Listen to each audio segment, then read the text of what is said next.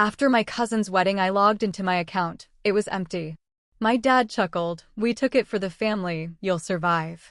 My hands trembled as I stood and said, "Then you won't survive what happens next." They all laughed until a deafening bang shook the walls and the front door burst open. Let me tell you a story. A story about how the people who were supposed to protect me, the ones I called family, didn't just steal my life savings, they gutted me from the inside out and then tried to blame me for it. But what they didn't realize was that sometimes, being pushed to the absolute brink can forge a fire so fierce, it burns everything in its path. For most of my life, family was supposed to be this rock-solid thing, right? Shared meals, unwavering support, that unspoken loyalty you fall back on when the world gets rough. At least, that's what I desperately wanted to believe. The truth, though, was way uglier. And I didn't see how deep the rot went until the night after my cousin Claire's wedding. The wedding itself? Honestly, it was just fine. Claire, she was always the family's golden child. The one who could do no wrong. Every family gathering was just another opportunity to gush about her grades, her career, her upcoming marriage. Meanwhile, anything I did was just dismissed. Like it was cute or unrealistic. I'd actually started my own business 2 years prior. It was small, yeah, but it was growing, and I'd poured everything I had into it. But my dad, my uncles, even my grandma, they treated it like a silly little hobby. At the wedding, the favoritism was practically a comedy show. The speeches were overflowing with praise for Claire. But when it came to me, I was just the cousin who showed up. Nobody asked about my work. Nobody cared what I was doing. It stung, yeah, but I kept my head down, forcing a polite smile, sipping that cheap champagne. I kept telling myself it didn't matter. It's what I always told myself. But the truth is, it did matter. It mattered every single time I caught my dad looking at me with that mix of disappointment and amusement, like I was some underachieving kid instead of a grown man building something from scratch. It mattered when relatives would lean across the table, whispering about how proud they were of Claire, completely ignoring me sitting right there. I tried to bury those feelings during the wedding, but they never stayed buried for long. That night, I drove home, exhausted but oddly relieved it was over. I remember kicking off my shoes, throwing on sweats, and sitting down at my desk just to check emails before bed. That's when I saw it. My banking app wouldn't load right at first. And when it finally did, I froze. My account balance was wiped clean. Every single penny I had worked for, every bit of savings I'd built, gone. At first, I thought it had to be fraud. A hacker, a glitch. My heart was hammering. I scrolled through the transactions, frantic. But what I saw made me go perfectly still. The withdrawals weren't random. They were transfers. Transfers made directly into an account with a name I knew far too well, my father's. My throat tightened. My vision blurred. I actually thought I was going to pass out right there at my desk. For what felt like an eternity, I just sat in the glow of my laptop screen, whispering to myself, no, no, no, no. When I finally called my dad, my hands were shaking so badly I could barely press the buttons. He picked up on the second ring, his voice calm, almost smug. "James," he said, like he'd been waiting for this call. "What did you do?" I managed to choke out. He didn't hesitate. "We took it for the family. You'll survive." Just like that. No apology. No hesitation. No shame. My stomach dropped. My entire body went cold, then hot, like I'd been set on fire from the inside out. I tried to speak, but the words caught in my throat. He chuckled, a low, satisfied sound that made my skin crawl.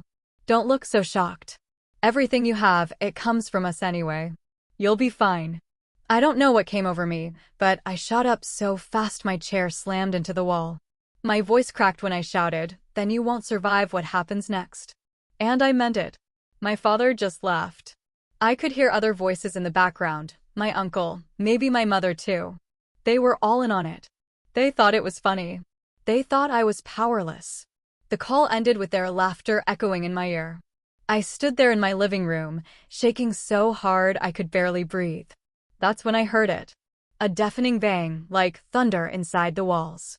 The whole house seemed to tremble. And before I could even process it, my front door burst open. The bang that rattled my walls wasn't a random break-in or the police. No, it was my family. My father, my Uncle Peter, and even my younger brother Caleb, standing there in the doorway like they owned the place. They didn't even knock. They just barged in. My father held up his hands like he was entering a room he'd already claimed. "Relax, James," he said, brushing past me like I was nothing more than furniture in his way. "We came to talk this out in person. Didn't want you doing anything rash." That word, rash, burned. As if I was some unstable child prone to tantrums. As if the theft of my entire savings was something that required me to calm down, not them to explain. My Uncle Peter followed close behind, his booming voice filling the room. "You should be thanking us, James, really. We're keeping the money safe. Do you honestly think you could handle that kind of responsibility? Come on. You've always been careless with your choices." Careless. That word cut deep. Because it was the same word they'd used for years. When I chose not to go into the family business. When I invested in my startup instead of going to law school like Caleb. Every independent decision I'd ever made was painted as reckless or stupid. And now, with the smirk on my uncle's face, it was clear. They hadn't taken the money because they needed it. They took it because they thought they had the right to. Caleb stayed quiet at first, shifting uncomfortably near the door, until Dad nudged him. "Go on, tell your brother why this is necessary." My brother finally spoke, his voice laced with that mix of arrogance and insecurity I'd grown used to. "Dad's right, James. Look, the wedding was expensive. Claire deserved the best. She's the future of this family, not you. You're always talking about your company, but you barely make enough to keep yourself afloat. This way, at least the money's being put to good use." The air left my lungs. Claire's wedding. That's what my life savings had been reduced to. Paying for flower arrangements, an open bar, an address that probably cost more than my car. I wanted to scream. I wanted to throw them all out. But my father's voice cut through my rage like a blade. "Don't look so betrayed, James. You're part of this family and family sacrifices. You'll understand one day, when you stop chasing fantasies and accept your role." "My role?" I snapped, my voice louder than I expected. "What role is that, exactly? The ATM?" The joke everyone laughs at while Claire gets the praise and Caleb gets the support. Dad's eyes narrowed. His voice turned cold. "Your role is to contribute. You don't get to question where the money goes. It's not really yours anyway. Everything you've done, every opportunity you've had, it all started because of us. Never forget that. It was always the same manipulation. Every accomplishment I had, they'd trace back to themselves. If I landed a client, it was because they raised me to be persuasive. If I saved money, it was because they taught me the value of hard work. Nothing was ever mine. Nothing I did could stand on its own." Uncle Peter clapped me on the shoulder, hard enough to make me flinch. "You'll get over this. You're young. You've got time to build it back. Meanwhile, we'll make sure the family name shines." Claire's wedding was just the beginning. People are already talking about how perfect it was. That's because of you, in a way. Be proud of that. Proud? You wanted me to be proud that I'd been robbed for the sake of their image? Caleb, emboldened now, leaned against the wall and smirked. "Besides, James, you never really belonged in the spotlight. You're too quiet, too soft. Let the real leaders handle things. You do better when you just follow along." My fists clenched so tightly I thought my nails might break skin. But I stayed still. My heart pounded against my ribs. They thought they'd beaten me into silence. They thought I would swallow this like I had swallowed every other slight, every other insult, every other dismissal. Dad finally sat down on my couch, crossing his legs like he was king of the castle. "Now that we've cleared that up, you'll sign over the rest. Any investments, any savings tucked away. We'll manage it. That way, you won't be tempted to waste it." The room spun. The rest. They didn't just want what they'd already taken. They wanted everything. And as I looked at their smug faces, at my father lounging in my living room as though it already belonged to him, a quiet realization took root. This wasn't just about money. This was about control. About crushing whatever independence I had left. I stayed silent, letting them think they'd won another round. But inside, something shifted. I wasn't just trembling anymore. I was planning. And that was the last time my father mistook my silence for weakness. I didn't sleep that night. Not even a minute. After they finally left, smug, satisfied, and absolutely certain they had me under their thumb, I just sat at my desk, staring at the empty account on my laptop screen. My chest felt hollow, like someone had scooped out every ounce of hope I had left. I replayed their words over and over. You'll survive. You're careless. Sign over the rest. Every syllable crawled under my skin like poison. By morning, I was numb. My phone buzzed nonstop. Texts from relatives. Group chats about how beautiful Claire's wedding had been. Photos of champagne glasses raised high. And then, like a knife in the gut, I saw my dad had posted a picture online. Claire beaming in her white dress, Caleb beside her, and my father in the middle, his caption reading, "Family comes first." Always family. That word had never felt so twisted. Later that week, the betrayal deepened in ways I hadn't thought possible. I went to the bank in person, thinking maybe, just maybe, I could reverse what had happened. But when I sat across from the manager, a woman I'd known since high school, she gave me a look that made my stomach churn. "James," she said carefully, "your father came in with paperwork. You signed over power of attorney last year, didn't you?" My heart stopped. What? No, absolutely not. But she slid a document across the desk, and there it was, my signature. Except it wasn't mine. The lines were shaky, uneven. The way my father's handwriting always looked when he tried to mimic someone else. I knew instantly what had happened. He had forged it. He had gone so far as to fake my consent just to take control of everything I had. I felt dizzy. This isn't real. You can't honor this, right? But the manager just shook her head, her voice low. "James, it's already been processed. The accounts are drained. Legally, it looks authorized." I walked out of that bank in a haze, the sunlight blinding, every step heavy with the realization that my own father had committed fraud against me, and the system was letting him get away with it. When I got home, the situation worsened. A thick envelope sat on my doorstep. Inside, neatly folded, was a new contract, my father's handwriting all over it. It was a family agreement demanding that I redirect all future business profits into a joint account he controlled. At the bottom was a signature line, with my name already scrolled there, forged again. And tucked behind the contract was a handwritten note. "Stop fighting this, James. You'll only make things harder for yourself. Do the right thing for the family." My hands shook so badly I dropped the papers on the floor. I just stared at them, heat rising behind my eyes. This wasn't just theft. This wasn't just favoritism. This was a deliberate, calculated move to strip me of everything. My savings, my business, my independence. And he'd done it all with that same self-satisfied smile. But the true breaking point came 2 nights later. I had gone to visit my grandmother, the one person in the family I thought might understand, maybe even stand up for me.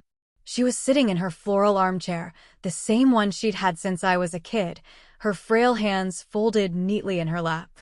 For a brief moment, I thought I saw sympathy in her eyes. "Grandma," I whispered, "Dad drained my accounts.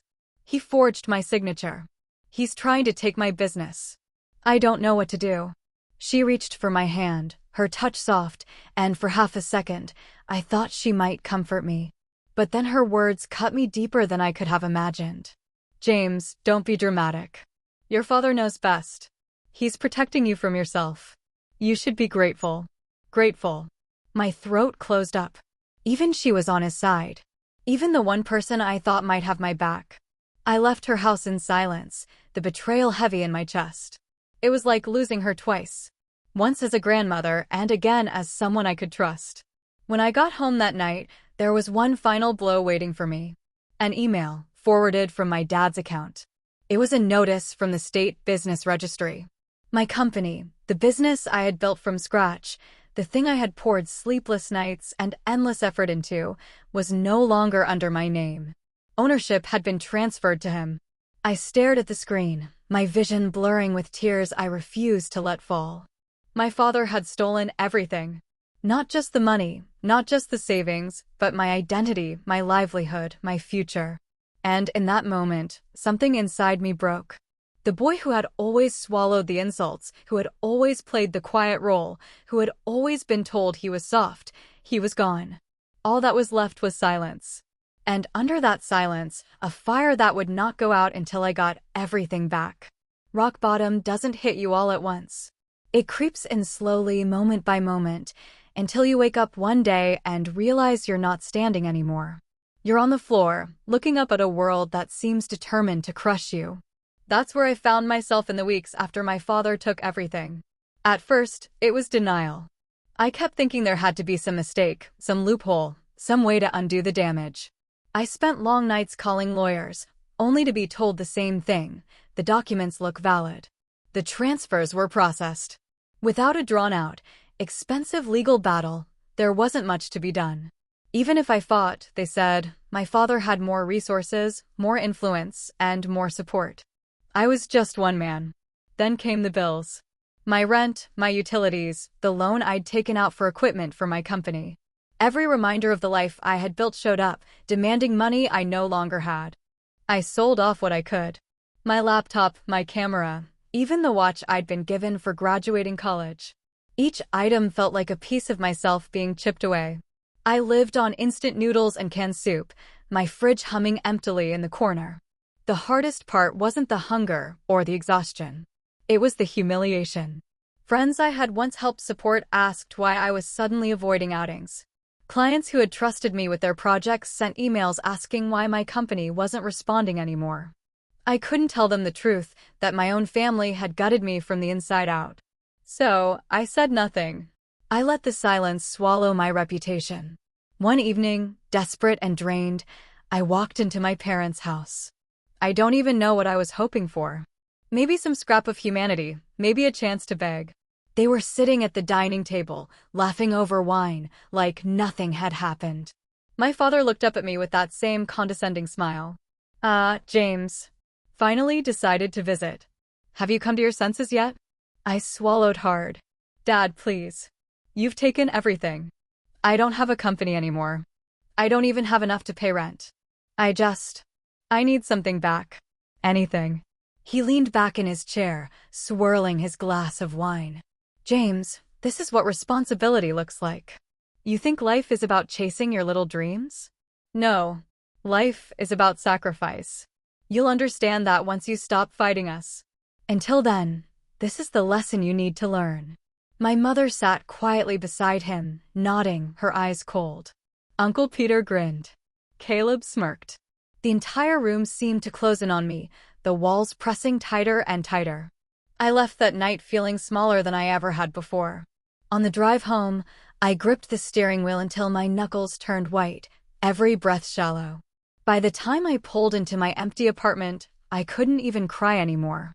I just sat there, staring at the dark, listening to the silence. Days bled into each other. I stopped answering calls. I stopped checking emails. I was a shell of myself, moving through life like a ghost. Rock bottom wasn't a crash. It was quicksand. The more I fought, the deeper I sank. But here's the thing about quicksand. Eventually, you stop thrashing. You go still. You breathe. And once you're calm, you can think. That's when the planning started. Quietly, in the back of my mind, almost without me realizing it at first, a thought would slip in. They forged your signature. What else have they left exposed? Another thought, they underestimate you. They always have. That's their weakness. I started keeping notes. Late at night, when the city was quiet, I'd sit at my desk with a cheap notebook, writing down everything I knew. Dates, transactions, names, patterns. It wasn't much, but it was a seed. A map of betrayal. And slowly, through the exhaustion and humiliation, a different feeling began to grow. Resolve. They thought they'd broken me. They thought I was finished. But rock bottom has a strange way of clarifying what really matters. I had nothing left to lose. And that made me dangerous. The climb back up wasn't quick, and it wasn't pretty. At first, it was like trying to move after breaking every bone in your body. Slow, painful, but necessary. I knew I couldn't fight my family head-on yet. They had money, influence, and the smug confidence of people who believed they were untouchable. So, I did the only thing I could. I disappeared into the background and started rebuilding in silence. I picked up work wherever I could. Freelance jobs, odd tasks for people who didn't ask too many questions. I stayed quiet, kept my head down, and saved every penny I could.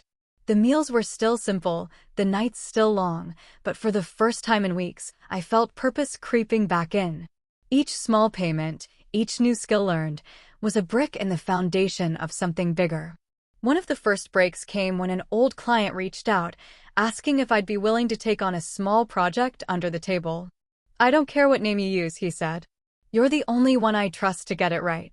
That line stuck with me, the only one he trusted. My family might have stripped me of everything, but they couldn't take away the trust I'd earned, the work ethic I had, or the mind they'd spent years belittling. So I reinvented myself. I registered a new company under a different name, one that had no ties to my family. I used a friend's address as the business mailing location, and I built quietly, project by project. No announcements, no social media posts, no bragging. Just work. Silent, steady, and relentless. While they drank wine and boasted about Claire's perfect wedding, I was poring over contracts, designing late into the night, meeting clients in quiet cafes. The money started trickling in and then flowing. I wasn't rich, far from it, but I was moving again. Each invoice paid felt like reclaiming a piece of my dignity. Months passed, and the silence worked in my favor. My family thought they had beaten me into submission. They thought I had nothing left, which meant they weren't watching me. And in that shadow, I was growing stronger. The turning point came when a project I'd taken on for a small local business caught the attention of a larger firm. They reached out, impressed with the work, and offered me a contract that could keep me afloat for years. I remember staring at the email, my hands trembling, not from fear this time, but from the rush of possibility. I accepted, of course, but carefully, quietly. Every paper trail, every dollar, I kept under lock and key, away from the greedy hands of those who had already tried to strip me bare. As my work grew, so did my confidence. The shame I'd been carrying began to peel away. I wasn't just surviving anymore. I was building a future on my own terms. My bank account slowly filled again, though this time I split it across multiple places, all under names my father didn't know existed. He couldn't touch this. Not now. Not ever again. And with each success, I started to notice something I hadn't before. People respected me. Not because of my last name, not because of my family, but because of me. Clients referred me to their friends. Partners asked for my input. For the first time, I wasn't just the overlooked son or the failure at the dinner table. I was someone worth listening to. The irony was, my family still had no idea. They thought I was licking my wounds, stumbling through life, barely holding on. And I let them think that. I played the part of the struggling, beaten-down son when I saw them. I let Dad lecture me about responsibility. Let Caleb smirk about his better prospects. Let Grandma pat my hand and tell me to be grateful. I swallowed it all with a blank face. Because while they sat in their comfortable chairs, basking in their imagined superiority, I was climbing higher and faster than they could see. And as I stood on that invisible ladder, looking down at the people who had pushed me into the dirt, I realized something crucial. They hadn't just stolen from me.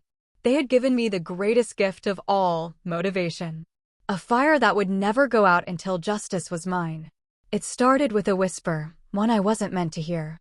I had been keeping my distance from the family for months, showing up only when absolutely necessary. I played my part well, shoulders hunched, eyes tired, wallet supposedly empty. To them, I was still the struggling son who hadn't learned his lesson. But beneath that mask, my new company was thriving. The contract I'd landed had opened doors to even bigger projects. And while my father smirked at family dinners, I was wiring 5-figure payments into accounts he didn't even know existed. Then came Claire's engagement party. Yes, she'd already had the wedding. They drained my savings to fund it. But now there was another event, another excuse for them to parade wealth and superiority. I didn't want to go, but part of me knew that staying in the loop meant staying one step ahead. So I went, blending into the crowd with a drink in hand, pretending to be invisible. That's when I heard it. My father and Uncle Peter were standing near the back patio, voices low, but not low enough. "The deal has to go through soon," Uncle Peter muttered. "If the numbers don't add up, the investors will walk. We've already sunk too much into this." "Don't worry," my father said smoothly. "James's money covered more than they realize. They think we've got assets lined up. We'll make it work." I froze. Investors. Deals. This wasn't just about Claire's wedding. They had funneled my savings into something else, something risky enough that they were whispering about it in shadows. I edged closer, careful not to draw attention. "But what if the audit flags it?" Uncle Peter pressed. "The transfers, the signatures. If anyone digs too deep." "They won't," my father snapped. "And if they do, James will take the fall. Everything's under his name, not mine. He doesn't have the backbone to fight it." The words hit me like a physical slap. Not only had he stolen from me, he'd set me up as the scapegoat. If their so-called deal collapsed, if the investors uncovered fraud, I'd be the one left holding the bag. I walked away from that conversation with my heart pounding, a storm brewing inside me. For the first time, I saw the full picture. This wasn't just greed. It was calculated exploitation. My father hadn't simply drained my accounts. He tied my name to their shady dealings, betting that I'd stay too beaten down to defend myself. But what he didn't know was that while he thought I was powerless, I had been building power of my own. Through my new company, I had gained access to resources I never had before. Lawyers who actually respected me. Accountants who knew how to dig into hidden numbers. Clients who trusted me enough to share contacts in high places. And as my contracts grew, so did my understanding of business structures, loopholes, and the fragile threads that held deals together. One night, sitting at my desk with the same cheap notebook I'd started months ago, I connected the dots. My father and uncle's investment deal wasn't solid.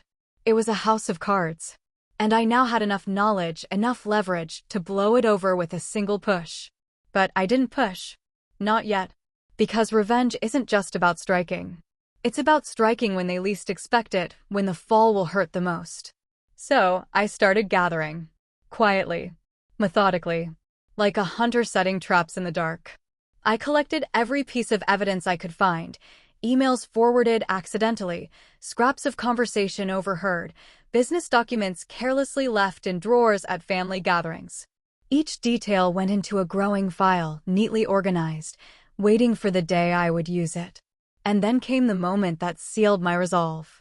A client I had been working with, someone high up, someone with influence far beyond what my father could dream of, leaned across the table one afternoon and said, "You've got a sharp mind, James. Have you ever considered what you could do with the right backing?" I smiled for the first time in weeks. Because with his backing, I wouldn't just be a son fighting a family war. I'd be a man with allies, resources, and the kind of power my father had always claimed I lacked. For the first time in my life, the balance was shifting. They thought they had buried me. But I wasn't buried. I was planted. And now I was ready to grow into something they would never see coming. Revenge, I learned, isn't about anger. Anger burns too quickly, leaving you reckless. No, real revenge is about patience. Quietly weaving the net until the moment comes when you can pull it tight and watch your enemies thrash. By the time that moment arrived, I was calm, almost frighteningly calm. It started small, subtle moves, the kind no one notices at first. I began leaking pieces of information about my father and uncle's investment deal to the right ears. Never directly, never in a way that pointed back to me. Just quiet nudges to people in positions of power. Auditors who love chasing down inconsistencies. Competitors who would pounce at the first sign of weakness. It was like sprinkling breadcrumbs. Each one leading toward the rotten core my family had tried so hard to hide. Meanwhile, I secured my own position. My client with influence had introduced me to contacts who understood how to protect assets, how to shield income, how to move money in ways no one outside the circle could trace. For the first time in my life, I wasn't just surviving. I was insulated. Even if my family tried to come after me again, they'd find nothing to take. The real strike came at a quarterly family dinner. I had kept up appearances, still playing the part of the struggling son, shoulders heavy, voice quiet. Dad loved those dinners because it gave him a stage. He held court at the head of the table, glass of wine in hand, bragging about how his business sense was keeping the family afloat. That night, he was particularly smug. "It's a good thing James has finally stopped wasting time on his little projects," he said loudly, enough for the entire table to laugh. "He's finally learning that family comes first. Isn't that right, son?" I looked around at their faces, smirking, nodding, some even pitying me. For a moment, I let the silence stretch, let them bask in their imagined superiority. Then I smiled. Not the broken smile they expected, but a calm, steady smile that made a few of them shift in their seats. "You're right, Dad," I said evenly. "Family does come first. That's why I thought you should all know something before you hear it from someone else." The room stilled. I pulled out a neat folder from my bag and slid it across the table. Inside were copies of the forged documents, my signature in my father's shaky handwriting, the transfers to accounts under his control, the shell companies he and Uncle Peter had been funneling money through. Pages of evidence, each stamped with official seals from lawyers and auditors who had quietly verified everything for me. "Funny thing," I continued, my voice calm, almost conversational. "Turns out forging your own son's signature is still illegal. And siphoning his money into a fraudulent deal? Well, that doesn't look too good on paper either. Especially when investors start asking where their money really went." My father's face drained of color. Uncle Peter sputtered, reaching for the folder. But I pulled it back with a steady hand. "Don't worry," I said, my tone razor-sharp beneath the calm. "The right people already have copies. In fact, they've had them for weeks. I just thought you deserved to know before the calls start coming in." The silence was deafening. Caleb stared at me, his smirk gone, replaced by wide-eyed disbelief. Claire shifted uncomfortably in her seat, for once without a spotlight to save her. My grandmother's fork clattered against her plate. My father finally spoke, his voice low, trembling with fury. "You wouldn't dare." I leaned forward, my eyes locked on his. "I already did." It wasn't a shout. It wasn't dramatic. It was simple, undeniable truth. The fallout didn't happen all at once, but I saw the cracks forming right there at the dinner table. My father's hand shook as he set down his glass. Uncle Peter's face turned a dangerous shade of red. And for the first time in my life, I wasn't the one shrinking under their gaze. They were shrinking under mine. And the best part? I wasn't done yet. The calls started 2 days later. I heard about it first through whispers in the family group chat. My Uncle Peter had been questioned by one of the investors. They demanded proof of where the funds had gone, and the numbers didn't line up. Then another message. Dad hadn't shown up to his office. By the end of the week, the floodgates had opened. Auditors swarmed through their accounts. Investors pulled out. And the very people they had boasted about impressing were suddenly demanding explanations. I didn't need to lift a finger. The net I'd woven tightened all on its own. My father tried calling me at first, leaving message after message. His tone shifted with every voicemail, furious in one, pleading in the next, trying to guilt me in another. "James, you're ruining the family. Do you understand what you've done? You're destroying us." But I didn't answer. Not once. Uncle Peter wasn't as subtle. He showed up at my apartment one evening, pounding on the door until my neighbors peeked out into the hallway. His face was pale, sweat beading on his forehead. "You've got to fix this, James," he hissed when I finally cracked the door open. "We'll give you a cut. We'll make it right. Just pull the evidence back." I let him ramble, his words spilling out in desperation. When he finally stopped, I looked him dead in the eye and said quietly, "This is me fixing it." Then I closed the door in his face. The unraveling was quick after that. My father lost his position on the board of the company he had bragged about leading for years. Uncle Peter filed for bankruptcy within months. Caleb, who had relied on their support for everything, suddenly found himself scrambling for work he wasn't qualified for. Claire, whose perfect wedding had been funded by my stolen savings, discovered that her dream life was built on money that no longer existed. Even my grandmother, who had dismissed my cries for help, had to watch as the empire she'd been so proud of collapsed into dust. Meanwhile, I flourished. My new company continued to grow, untouched by their scandals. Clients trusted me more than ever, impressed not just by my work, but by the quiet resilience I carried. The friends I thought I had lost returned, not out of pity, but out of genuine respect. For the first time, I stood on solid ground, and it was ground I had built myself. The last time I saw my father, he wasn't the towering figure who had stolen everything from me. He wasn't the man with the smug grin and the wine glass in his hand. He was sitting alone in a diner, shoulders slumped, staring into a cup of coffee that had gone cold. He didn't see me at first, but when our eyes met across the room, something flickered in his expression, recognition, then shame. He opened his mouth as if to speak, but I shook my head. There was nothing left to say. I walked out without a word, the bell above the diner door jingling softly behind me. And for the first time in my life, I wasn't carrying his weight anymore. My family had taken everything from me, but in trying to break me, they had given me something far greater than money or approval, freedom. And as I stepped into the cold air that night, I smiled. Not the quiet, strange smile they used to mock, but a real one. Because they had finally learned what I had known for months. I was never the weak one.